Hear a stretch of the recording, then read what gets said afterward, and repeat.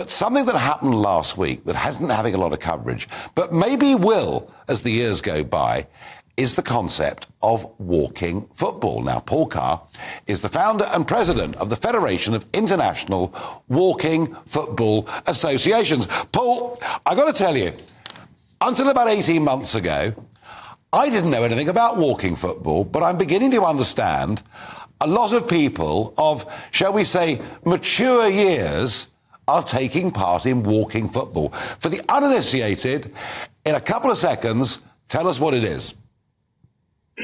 Thank you, Nigel. Yes, it was invented in Chesterfield 12 years ago, so it's still a very young sport. There's now 200,000 people playing it in England alone, and it's played in 70 countries around the world.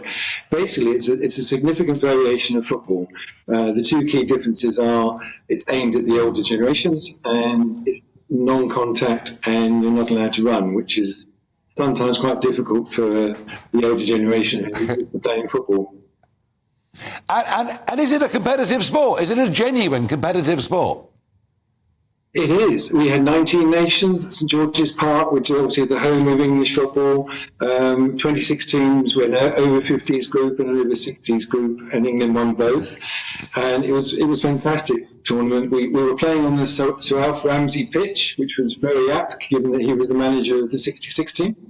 And all the players were brilliant. We won against France in one final, and we beat the Czech Republic in the other final. But everybody really enjoyed themselves. And the England teams obviously are playing at this level. The majority of people playing walking football just do it for fun and fitness and friendship. So we are the World Cup winners of walking football for the over 50s and over 60s, correct? We are, and we're going to be doing a World Cup for the over 70s probably next year, so we might get another one. Well, I think it's amazing. And you say, Paul, there are 200,000 active participants of walking football in this country. Is this the next big growth sport for those of more mature years?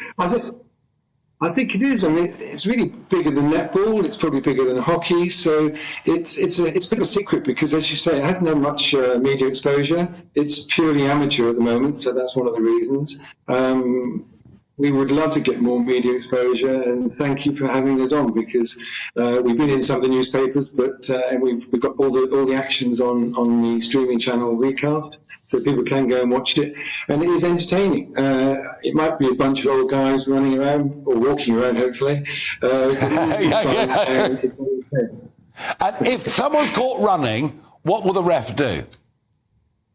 They'll get a free kick, and if they do it 3 times, they'll get sin bin for 3 minutes.